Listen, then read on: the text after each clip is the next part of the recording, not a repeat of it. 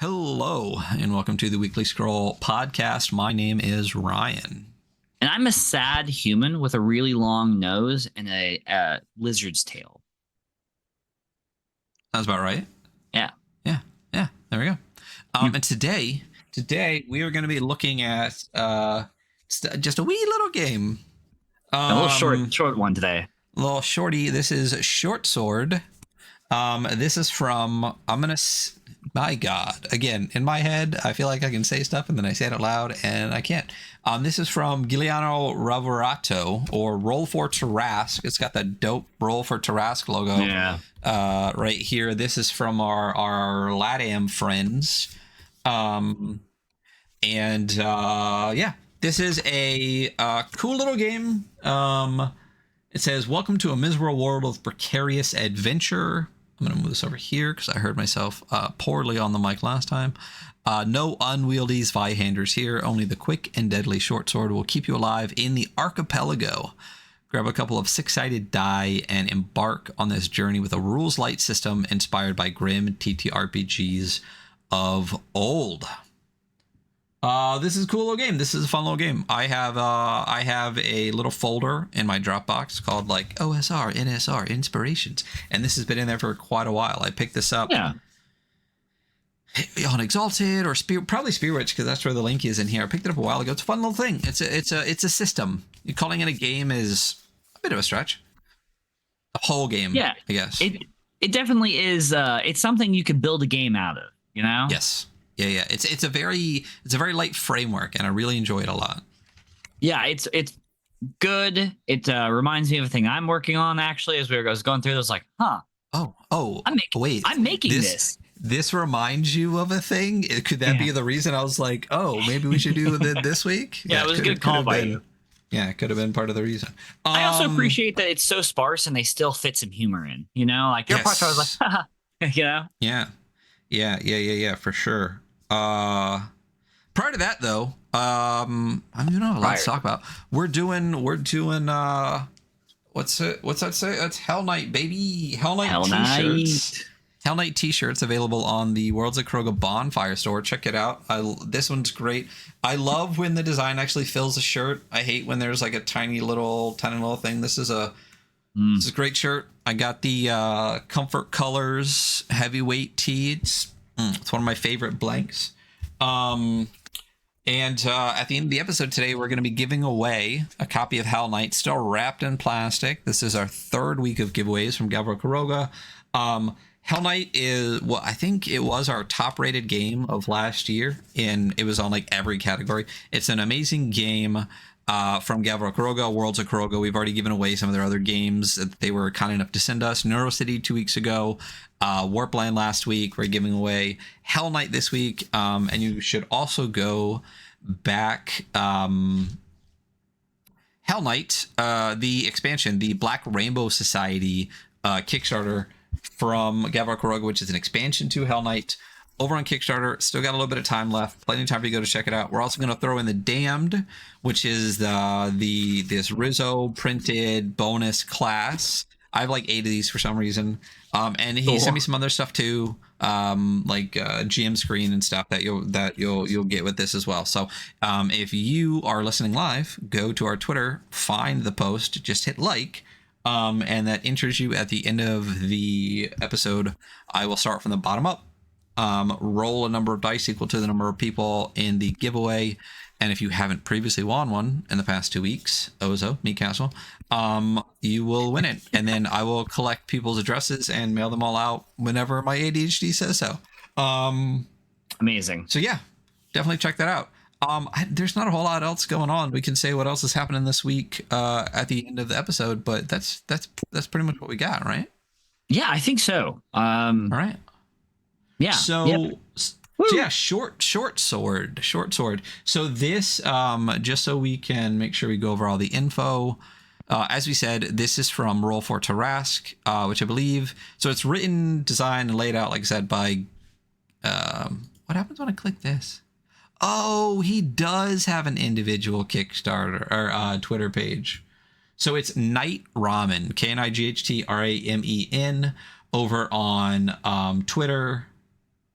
And then Roll for Trask is the group, I believe, that they are part of with a number of other creators. Same guy that put out, or same group that put out Brave Zenith, which is a great game that we will definitely go over at some point here on the show. And they also put out, or they wrote Backtoe's Terrifying Cuisine, which you can still pre-order the print run for from Spearwitch right now, or you can get on their itch page for like $20. It's really neat. I'm really excited to get it in physical. I have leafed through it. Yeah, I've leafed through it, but I'm definitely the person who, whenever I get something like Kickstarter or, buy something that gives me the PDF, I'll glance at the PDF, but until I physically have the book in hand, I want to experience it all together. I generally wait, and that's what I'm doing with this. But it looks really great as I flip through it, and I'm excited to get it in hand. It looks like that will be available in July. 48 pages, hardbound A5 full color. Again, from Spearwitch. Definitely check out Spearwitch. And you can still get Shortsword over at Spearwitch too. And I think it's only like $6, but it's also only like 10 pages. Yeah, super reasonable. It's definitely one where if you're getting something from Spearwitch, just add this on. It's worth it. I really like it. It's cool. Yeah, your shipping's gonna end up being about the same cost as that. So yeah, it's like, why not? And then the cover art on the front here, public domain. I'm blurry. Let me unblur for y'all out there real quick. Unblur. So cover art here. They do list those on the itch page, which I definitely just closed out of. Whoops. Let's see. Oh no! What I did is I clicked on the Twitter link. That's what I did. What was I looking for again? Oh, the cover is the battle with the Sagittary and the conference at Achilles' tent from scenes from the story of the Trojan War. That is the cover image. Cool, vibey. It gives you kind of a sense of what's going on. On the front cover, it's let's just look at the fucking game. Let's do it. Boom, here it is. Let me close out the stuff here on the side. The crazy part, we'll get to it in a second. But yeah, great scene on the front. Logo is a red border on like a faded light to dark blue. It's just a short sword on it. Then it says a miserable world of precarious adventure. The crazy thing is this whole thing is like 11 pages, and yet it is like every single page is bookmarked. So is it really? I did not even look. You motherfuckers out there that can't bookmark I know 11 is pretty easy to bookmark, but like if they're willing to take the time to bookmark a book that has I would never knock this for not being bookmarked or hyperlinked because it's literally like 4 pages put together, right? It is a very small thing. And yet they still can. You have no fucking excuse not to. It's 2024. Bookmark and hyperlink your shit. But Shortsword, it's really cool. It's really vibey. It's interesting because this is a framework with a little bit of implied setting. And the interesting thing is, like, even on the itch page, there's like information or implied setting that's not even in the book, which is funny to me. It's just like anywhere that they can tuck in a little bit more is cool. It's like piecing item descriptions in Dark Souls, like yeah. You eventually get this world that you do get out of it. So we chat about it a little bit. So what was your initial thought when I was like, yeah, we should check this out? And when you flip through it real quick, I was like, wow, this is a lot like the game I'm writing. In fact, it is. Yeah. Yeah. I mean, not exactly, obviously, but I'm like, oh, now that I've read this, I'm gonna have to credit this because damn, they're just so close. Yeah. I mean, listen, 1d6, a success of 5 or 6. Great. You're a genius. That's a great system. That's like 33% right there. Yeah. I mean, once you've read enough games, you definitely things there's like 10 OSR games, you know what I mean?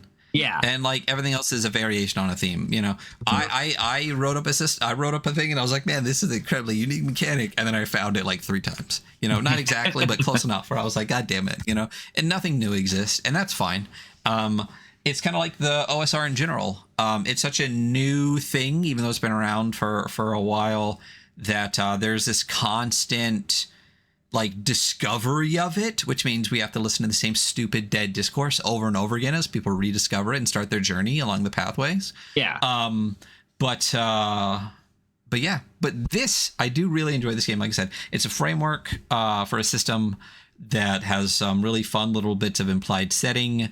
It's definitely one of those systems that is great to play on its own. Obviously, it's very late, but that you could easily hack. This is something you could like just put on. You're like, oh, it doesn't have. I want a more robust inventory system. You could do this without breaking it. Like, I want a more robust like anything. You can do this without breaking it. It's a great foundation to hack from, and it's fun in and of itself. Yeah. Other than that, I mean, I was just joking about that. Oh, I'm writing a thing just like this, but dice balls. Yeah. I do also like that ceramic is the currency. I'm like, okay, cool. Well, the interesting thing about that, and I really enjoyed that, was just like, even just if you tell someone that your currency is scrap metal, like your brain instantly goes to, exactly. Hunter's nodding. It really changes the vibe. Like just what you call your currency, you know? Right. And as soon as you hear that the currency is ceramic, your brain instantly goes to like statuary and pottery and all this. You instantly teleported into like the ancient worlds. You know what I mean? Yeah. Yeah. I super agree. It's either that or to like summer camp, you know? We shot guns at my summer camp and rode horses. The one time I went, 2 times. Oh, we like built birdhouses and painted like. That sounds cool too. Like the easiest thing you can possibly do is just make a small skinny ceramic square and then just say that it's like you can put your mug on it or like a hot dish. You know what I mean? Yeah, absolutely. We love a good coaster. At ours, after we passed the swimming test, they would take us out on a boat into the lake's like fairly small, and they would get you off the boat and they'd flip the boat and they'd make you flip it back. I'm like, yeah, we did that at Boy Scouts. I mean, I went to Boy Scout camp, I went to Girl Scout camp, went to 4-H camp. I didn't go to Boy Scout camp. That sounds okay. Special needs camp. Yeah, Boy Scout camp was okay. Camp Karundanal. Doxed myself a little bit, or at least my my younger self. So here's a game. Yeah. No. Let's keep going. This is a short one, so I think mine was Camp Grady Spruce. Ooh, interesting. Yeah. Wait, was Karundan Hall boys? No, Karundan Hall was Boy Scout camp. I don't remember where 4-H camp was. Anyway, so what's this game? Shortsword is a role-playing game where a bunch of down-on-their-luck adventurers team up to do odd jobs in hope of gaining some ceramic. One person will take the role of the referee, describing the world and its inhabitants, while the others take the role of the adventurers, describing how they interact with said world. I will say, this is a very extremely rules light OSR. Like, there's very little, I want to say, quote unquote, like original here, but it's well pieced together. Again, super simple, everything you need from a game. What I find interesting, we'll tangent again real quick at the beginning, is I find there's this kind of weird like backwardsness to a lot of rule systems where you would think that the more experienced you are in role playing, and this is not for everybody, and let's just start off by saying there's a million pathways in role playing games, story games, OSR, like, and basically everything that's not a story game that has like a test or an ability check is just the fucking OSR now. The OSR is dead, but it will exist forever because it's a marketing term that people use. Where the fuck was I going with this? I completely lost my train of thought as I tangented off my tangent into talking shit about the OSR. So you would think that the more experienced you are, the more you would want from a game. I mean, in quantity and depth and complication of procedures and stuff. And I feel like for a lot of people, it's almost the exact opposite. Like, the more I play games, the more I read games, the less rules I want. And I feel like a lot of new people want a lot of rules. And it all comes down to, as we've talked about numerous times in the show, eventually we'll have an whole episode on it, but it's game scaffolding in the amount of structure you need in your game and how much that can fall away as you change the way that you play games, as if you start advancing or like down that pathway. And it's just really interesting to me because you would think the less rules, the easier it is to play, but then you hand this to someone new and they're almost like lost in the kind of paralysis of choice because you realize just how open it is versus like having all those procedures and structures to like keep you like, you know, kind of like the in a lane, like the bumpers at the bowling alley. Yeah. Exactly. Yeah. So, and when I was reading this, I'm like, this is exactly what it is. I was like, this game is right up my fucking alley, but I can say there's a thousand people out there that are going to be like, this is barely even a fucking game. And it's like, just because you require more structure isn't bad. But you know, some people don't. And this is plenty. So I like how this is broken down by numbers, even within its own paragraph. Like, this is also a great example of like, you don't need art in a book. There's no fucking art in this book except for the covers, right? Correct. Yeah. So like section 1, what's the game? Section 2 is just tests. It says when doing something potentially dangerous or stupid, roll a 6-sided dice, parentheses 1d6, and try to get a 5 or a 6. If you succeed, whatever you are trying to do happens. You get an extra dice, cumulative, when the thing you are doing relates to one of your vocations, or the thing you are doing relates to one of your skills. When you fail, the lowest number rolled indicates the number of wounds received if it is relevant to the situation. That's it. That's the core mechanic of the game. Love it. What are your thoughts? Great mechanic. Very easy to understand. Also, like the math on it, good, you know? Yeah. So that's curious to me because you're more of a dice pool guy than I am, and you've been running them a lot more lately. How do you feel about 1d6 on a 5 or a 6? 1d6 on 5 or 6 is tricky. And like, that's like 33%? It is 30. Yeah, hold on. Let's pull up my spreadsheet of dice pool metrics to hit a 5 or a 6 because I have one. Well, it's a 5 or a 6, which is a 2 of 6, which is 1/3, which is 33. So yeah, 33%. If you have 2 dice, it's 55%. Ooh, how much is 3? Because if you use vocation and a skill, that's 3d6. What's the percentage? 70% chance of success. Yes. That's crazy. Yeah, but like that's me saying it out loud to you, but like genuinely at the table, it so shakes out differently. Like, I mean, when we were first playtesting my game, Adepts, and you needed multiple successes to do an action, certain actions, not all actions, getting 2 hits was, I mean, fucking near impossible. So 1 for everything is definitely good enough. And if you have 1 die, you really want to do anything you can to get the second one. Yeah. I mean, the numbers just speak for themselves. I mean, when we were doing Coriolis over on the AP side of the channel, it's only a 6, not a 5 and a 6, which warps numbers incredibly.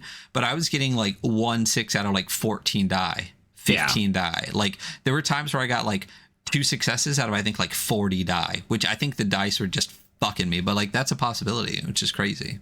Yeah. I also just rolled 7 3d6s in a row and succeeded on 6 out of 7 times. But you know, it's fine. So the problem is that like digital rollers don't have true randomness, you know? So I agree. I completely agree. Like, when I would test additive stuff on my PC, like just sit here and like write out scenarios, I would roll, which I've actually only done twice. I don't know why. Like, yeah, all the times I've done it. I would definitely roll 5s and 6s way more than when we sat at the table and did it. Oh, yeah. Well, one thing that I'm going to mess around with a little bit here, but let's do a quick shout out for... I know we've showed this on screen before, the digital dice roller. This thing is incredible, and let me tell a quick story for that. This is an episode of Tangents real quick. Wow. Brought to you by. Yeah. So Critical Machine is people that made this. They put out this keyboard machine. Where are you? Critical Machine, like ADP. Criticalmachine.co.uk. Yeah, there we go. Plug, you know, say it out loud in the podcast so everyone can go. What did you say it was? criticalmachine.co.uk. So these people, criticalmachine.co.uk, they put this dice roller out, which is a fantastic automated dice roller. It's got multiple channels to it. It's got like the number of dice, it's got modifiers, it's got everything. One of these keys stopped working, and I messaged them because this is about like $70 and then it ships from the UK. I messaged them and it was past a year, which is like return by date. And I was like, no, this is late. I'll pay whatever it costs. I just want this to work. Can you help me with this key real quick? And they're like, yeah, if you can just pay to ship it to us, we'll fix it and send it back and everything. And I was like, that's awesome. Nice. But like, you shouldn't have to pay for that. Just let me know. And like, I'll pay for return shipping. I'll do whatever. And as I said, it's already way past the return date. There's like, I think I bought this like 2.5 years ago. And it's like a year for potential replacements, whatever.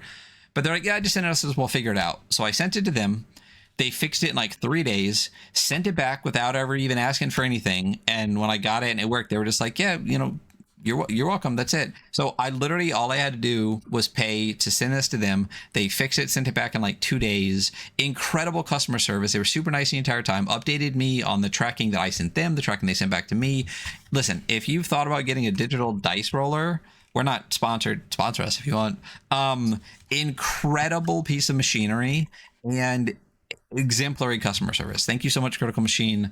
But get one of these. And the randomness seems to be a lot better than the online dice rollers. I was wondering how we got there. That last sentence really tied it in for me, you know? Hey, listen, the tangents at least almost always have a purpose. I will agree that even in our personal conversations, like our phone calls that end up being 2 hours, your tangents do in fact serve a distinct purpose. We eventually get back to where we were going. Yeah. So past tests, we have combat, section number 3. A great, I do really love all the number sections. Yeah. So combat is like everything else because this game is nice and simple. You just make a test. If it succeeds, you deal 1d6 wounds to your opponent. A failure is the same as a test, which means that your enemy has hit you instead. It's important to know that whoever goes first in this scenario is the person with the least armor in combat. That is how initiative is decided. Person with least armor. That makes sense to me. Yeah. You know, unweighed down. And then we have a nice little wounds guideline. Section 4. The amount of wounds a person, monster, or whatever should have. 3 is average small animal. 6, trained person, large animal, small monster. 9, a mutant or large monster. And fighting anything stronger leads to immediate death, which is a great rule. Just love it. Now, any bigger than this, you're dead. You go against the Kraken, like you're out, man. Yeah. And then armor, I love this. 1 sentence, reduces wounds received equally to its value. Amazing 1 sentence section. And I really mean that. I love that.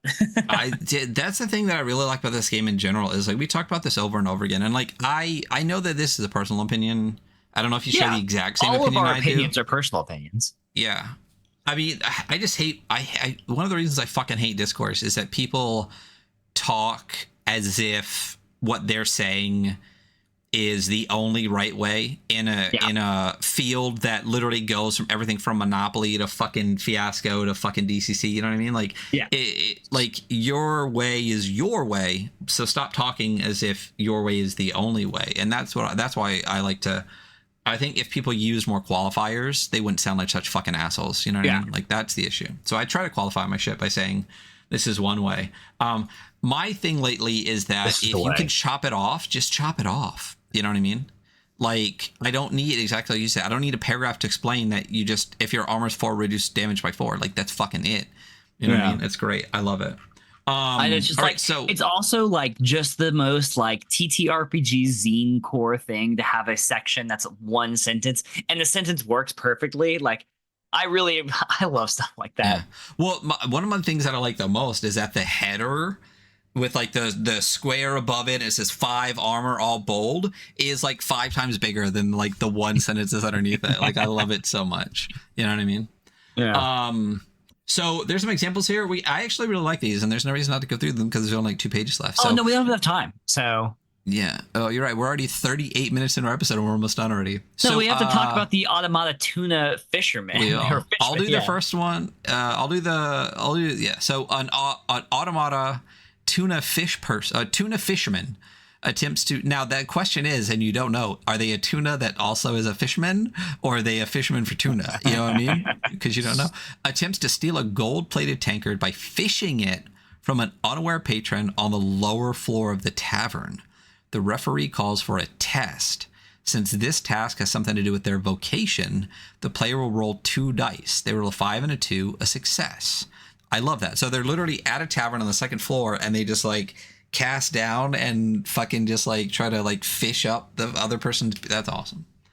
An ogre mime has had too much to drink and finds themselves into a drunken brawl with a local harlequin. The referee calls for a test. Yeah, who doesn't want to fight a harlequin? Yeah. Since they have the skill drunken fighting, the player will roll 2 dice. They roll 4 and a 2, which results in a failure, and 2 wounds are received, which is the lowest dice that they rolled.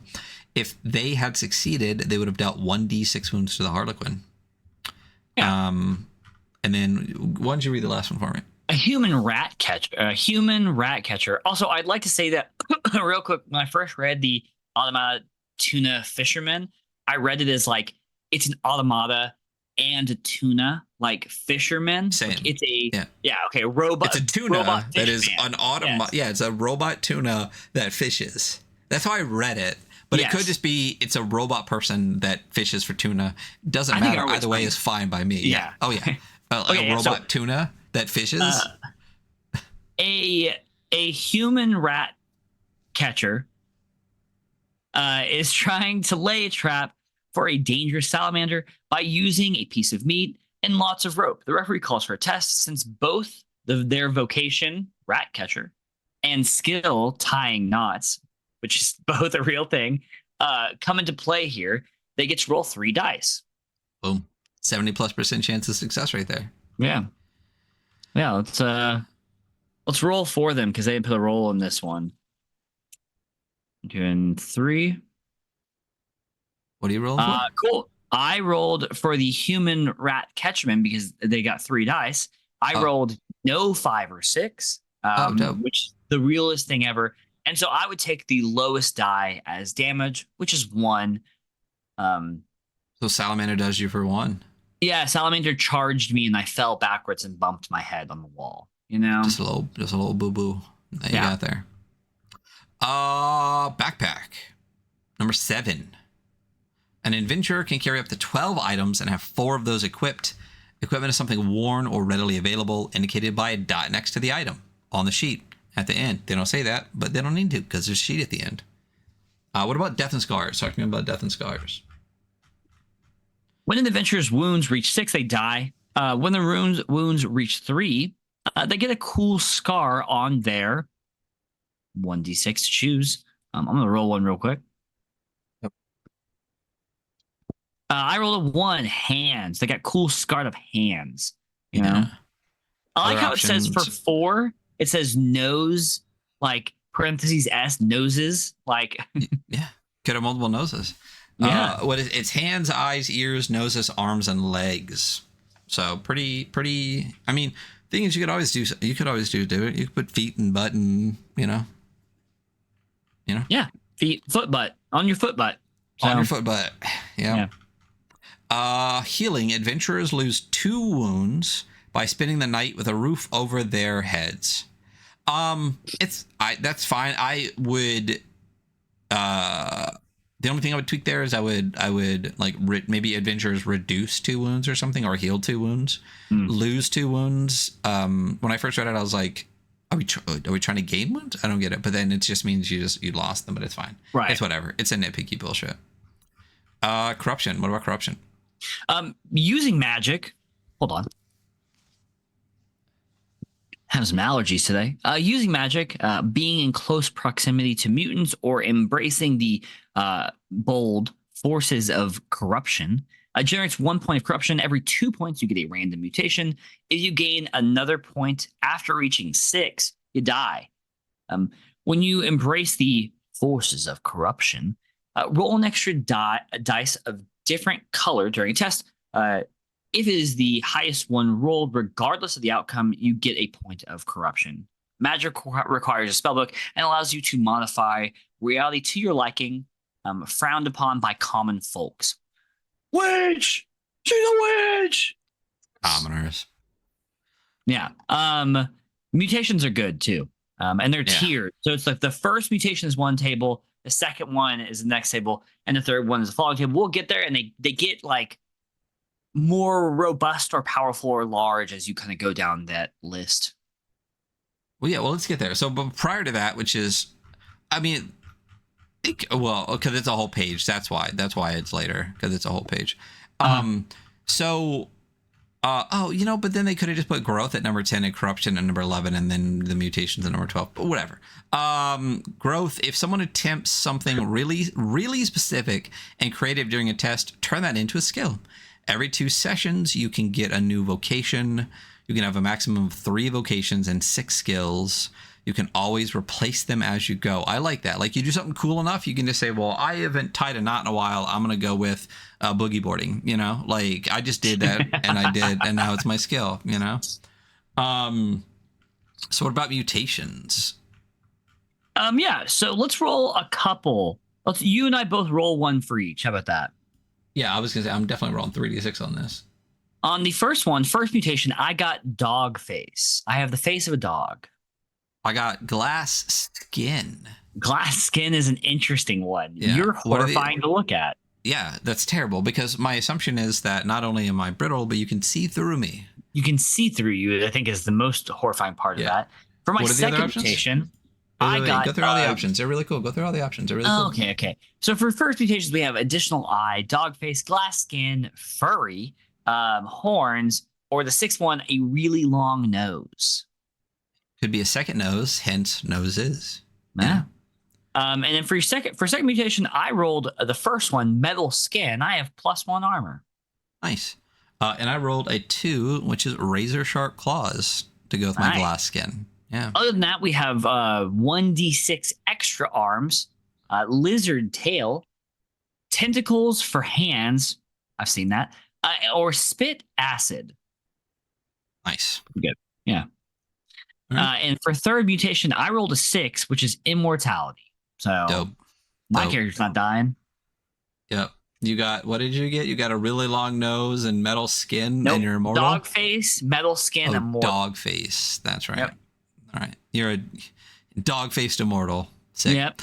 I rolled a 2 again on that one, so I got telekinesis. Ooh. Yeah. Glass skin, razor sharp claws, and you're psychic. Cool. Yeah. Telekinetic. Yeah. The other options were Midas touch, constant invisibility, demonic wings, and laser eyes that do 2d6 wounds. This shit gets crazy.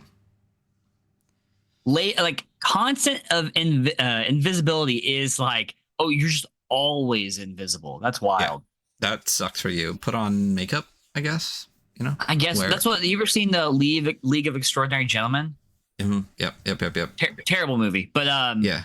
Hey, the Invisible Man. It is. Yeah. Yeah, it is. You can't defend it. It's an awful movie. There a better, cooler, or more updated version. What's the one with Brendan Fraser, where he's like a brass robot man, and there's also an Invisible Man in that, but it's like Matt Bonner or whatever from like the Suits But Not Suits, where he like steals.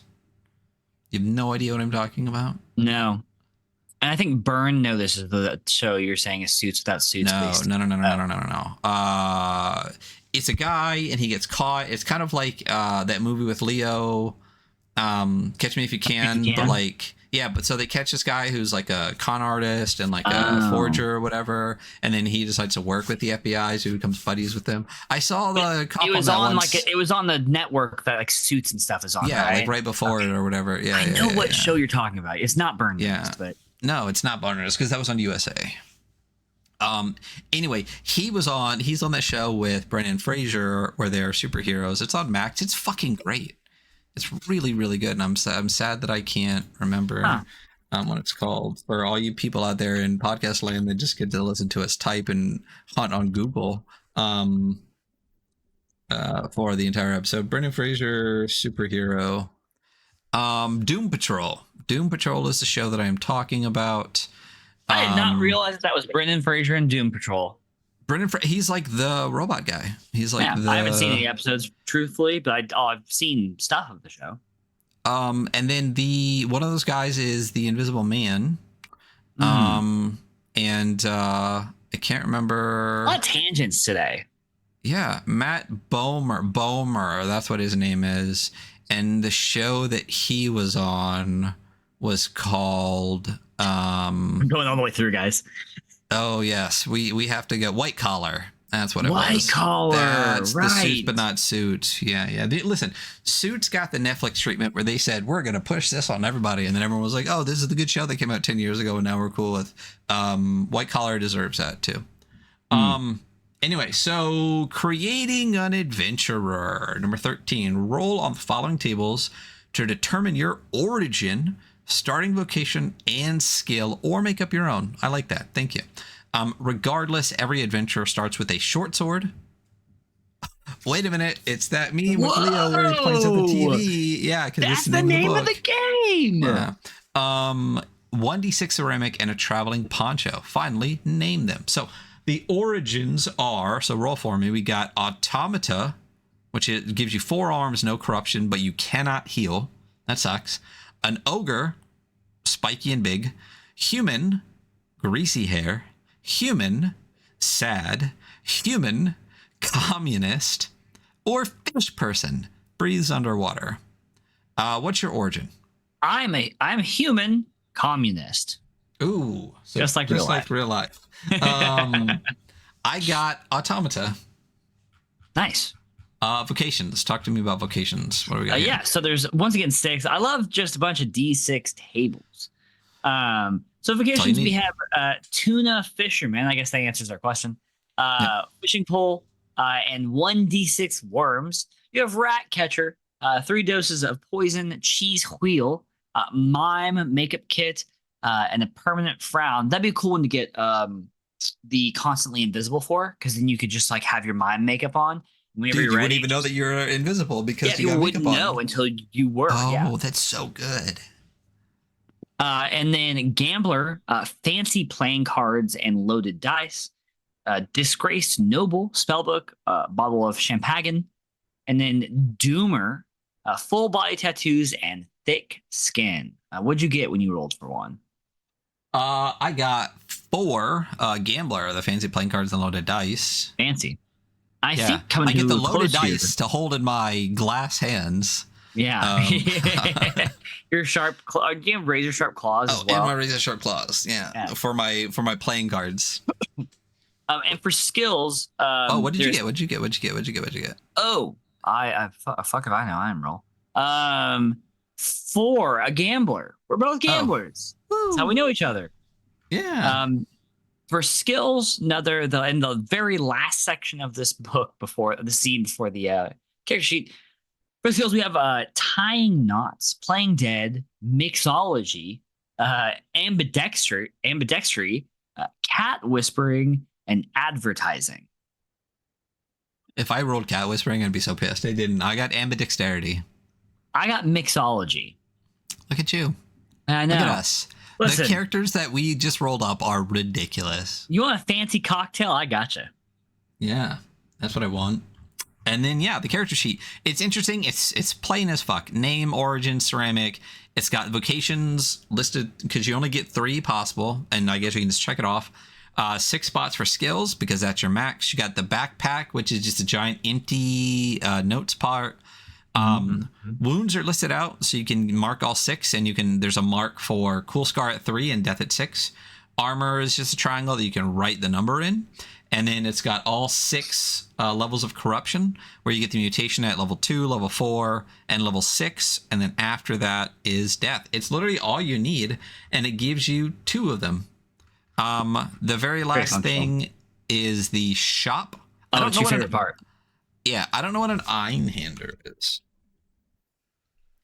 A scrolling shooter developed by Square for the PlayStation console. I feel like that's probably not what Einhander is. It's probably some type of like weapon or something. Einhand, define what is an Einhander? Hold on. Based on the Greek. I think it's from the Greek myth of Selene and Endymion. Okay, dope. Yeah, so that's or what maybe that it is. is referring to the fucking PlayStation 1 game. You get that for 20 ceramic. You can get the PlayStation game, Einhander.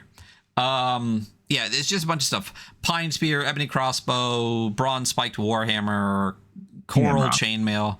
It's interesting. This is another little bit of spot to put like a tiny bit of like world building and stuff.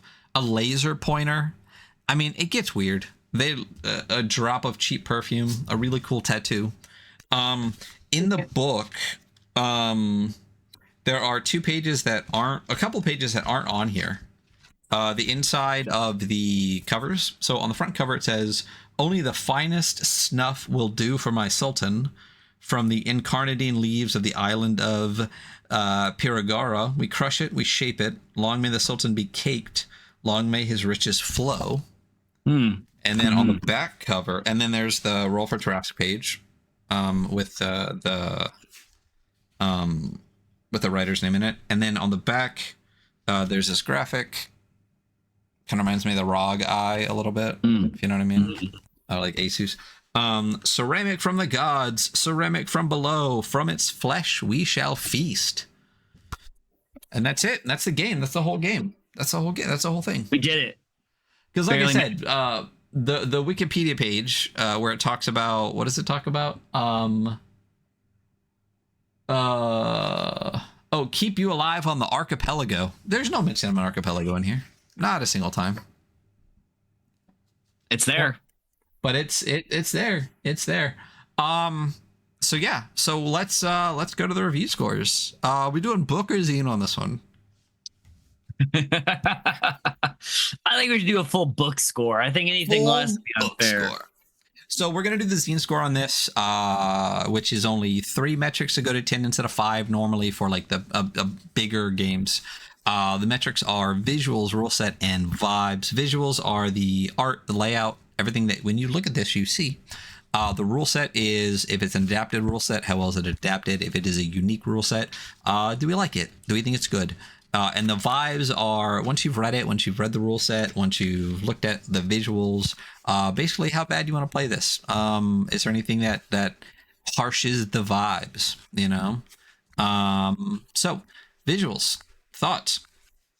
I mean, it's a sparse zine, center column, the headers are good, it's numbered, which is nice. I mean, yeah, it's good. Not a ton to say about visuals. It's not like it's not awful or anything. No, it's neither great nor bad. It's serviceable in all the ways we want. I do really like just how fucking obvious, like you can't miss how obvious each section is. This is not this thing is literally what, like 8 pages. Like it's not something that needs a ton of art. I do like the art that they did choose for the front and back cover. Yeah. It's very cool. It's super readable and pretty straightforward. I mean, again, nothing crazy, it doesn't need to be either, you know what I mean? I feel like it's entirely serviceable. What are your thoughts? I don't know. What are your thoughts? Maybe like a 6. Like I feel like that's super fair. Yeah. I mean, you could make this vibey as fuck with like really cool visuals, but it's just unnecessary. But again, 5 is just kind of like nothing good, nothing bad. It's fine. So I think the 6 is good on this. I do like the layout. I think it's clean. That's about it. Rule set. I mean, we've talked about this before at the beginning. It's pretty much a framework. Like obviously you can play this game easily. Yeah, absolutely. It is a very, very, very like this. When people say rules light, this is rules light, right? Half of what people say is rules light is really rules fucking medium. You know, like this is literally, if you take it apart, it's it's 2 pages folded in half with a cover. Like that's the whole book. Like that's the whole zine. It's literally 1, 2, 3, 4, 5, 6, 7, 8 pages of actual rules. Like, and there's like 2 paragraphs on each, and some of those paragraphs are 1 sentence. Like, this is the epitome of rules. Like, there's nothing you don't need at all. As written, you can easily run the system. But as we said before, this is an incredibly modular framework that instead of like, I highly recommend when people start hacking stuff as if I'm an expert, as if I have a bunch of shit out. And for those that don't know, I have nothing out. To pick games like this and just start hacking this until it's so unique that it's your own. Like me and Hunter talked about this recently. Like Frontier Scum was a Merkborg hack until it was different enough that it wasn't. You know what I mean? So this is the kind of game that you could easily be like, all right, I love this base. I'm going to start making more, you know, if you want to. Mm-hmm. I dig it. What do you think? Yeah, it's good. I mean, I like the system fine. I think it works really well. And you could have absolutely, I have nothing to add to what you just said. I feel exactly the same way. I think the only thing is that like there's nothing. It is OSR. You know what I mean? Like this is a D6 dice pool OSR game.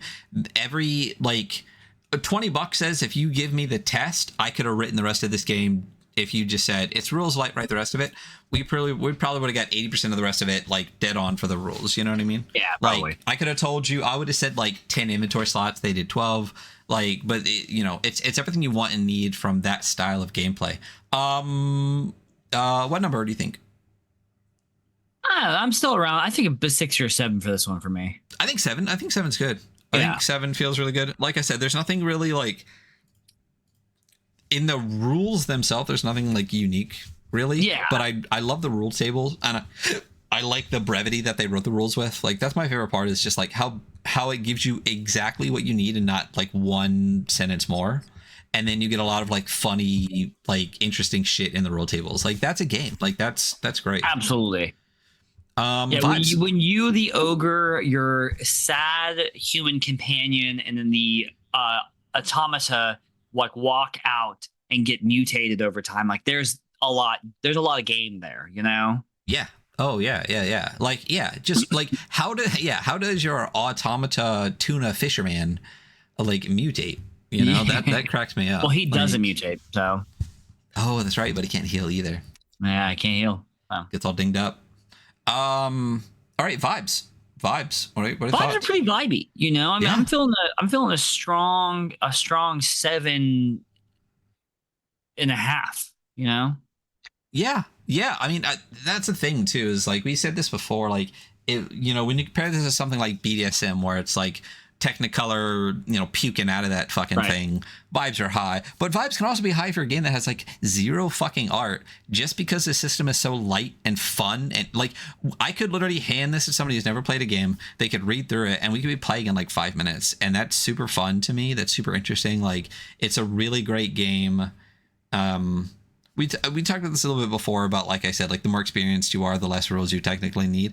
But like that also comes from like running the game more than anything too, because you could run people that have never played a game through something like this because you know how to guide them through something like this easy. But I like it. I mean, yeah, I would be okay going for an 8 on vibes on this. I mean, I dig it. It's something that's been in my Dropbox to look at for a while. Yeah. All right, 6, 7, 8. Really good, really incredibly light zine. 6 plus 7 plus 8 equals 21. It's good. I like it. Like, this is great. Yeah. Like, this could literally just be like, oh, the GM didn't show up tonight. Oh, we still want to play. Grab Shortsword. You know, it'll take us 5 minutes to figure it out. Definitely. You know, that'd be so nice. I really dig it. Like I said, this is from Giuliano Roverato. I'm sure I fucked that up. Roll for Tarrasque. Again, Brave Zenith is really cool. I'm super excited to get Baktos. Go check them out on Spearwitch. I don't know if Spearwitch carries Brave Zenith, but I'm pretty positive that Soul Muppet does. I know Soul Muppet carries a lot of the RPG Latium stuff. I believe that's where I got Brave Zenith. Definitely worth checking out. Check out all of Roll for Tarrasque stuff. Really interesting. It's also really great to support the RPG Latium community. We'll be doing, I mean, we've covered a number of other things, but there's other things I really want to cover too. A lot of stuff like Hippolyta, like Rad and stuff like that. So you definitely want to check this out. As I said, if you're grabbing something from Shortsword, spend $6 and throw this in. It's worth it. It's really cool. It's definitely worth the $6, or literally just $1 on itch. $1. Like, that's crazy. And yeah, super crazy. So support them, support their stuff. Grab this. Again, super worth it. Super easily hackable framework. Grab it. Grab it.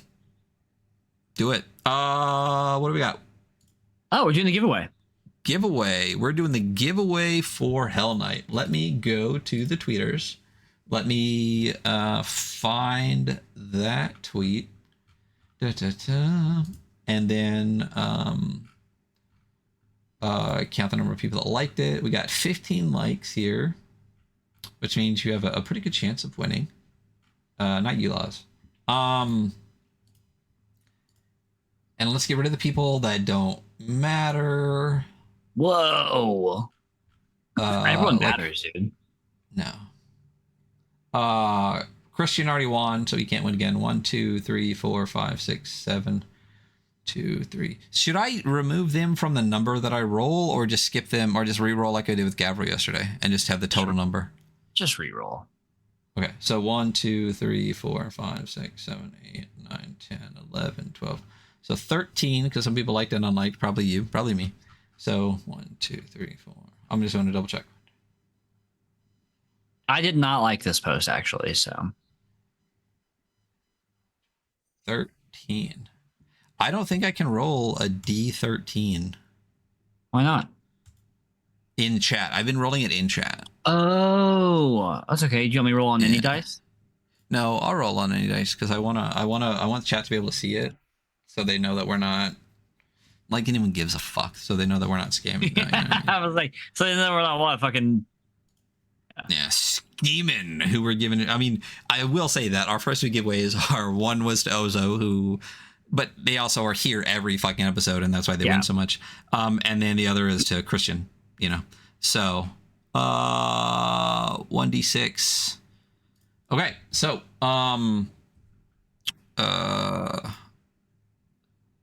so I will do 1 13-sided dice. We're counting from the bottom up. It's a 1. It's a 1. Wow. That would be Greg Kawakami. That would be who that Shout out is. Greg. Woo! Shout out Greg. Woo. Yeah, Greg, just send us your birthday, social security number, and address, and we will send it right to you. Yep. So starting from the bottom, a 1, boom, right there. Yep. You said credit card information, right? Cool. Perfect. That's all we need from you. I'll reach out to Laws. When the 1 popped up for a half a second, I thought it was a 10, and you were number 10. I looked. If I was gonna cheat, I was gonna send it to you, but I didn't. We have integrity here. That's why we don't take review copies. Sure. That's it. That's our show. We got a bunch of cool stuff coming up. It was a really, really short one today, mostly because we didn't even figure out which one we wanted to do until yesterday. Also, I started the new job this week, and I'm fucking actually exhausted. So I'm going to sleep after this. I'm also going to sleep, but that's because it's my normal bedtime. Join us on Saturday. I'll be chatting with Kayla Dice about their new game, Psycho Dungeon. Definitely going to check that out on Kickstarter right now. It's like 66% funded in the first day or two. So go check that out. We'll talk about that more. I believe next week, as of right now, we probably have 2 special guests, one of which I haven't told Hunter about. We'll probably have 2 special guests next week. So fun stuff coming up. And then a couple of other guests next month. 2 returning special guests too. They've both been on the show before, and show favorites, I would say. Yes. Wonderful people. So you will hear and see that. I think we did 4 episodes last week. I put 2 out, so expect 2 more episodes soon, and then this one sometime next week because Sunday. That's how it works. That's it. That's our episode. We will see you all later. Bye. Bye.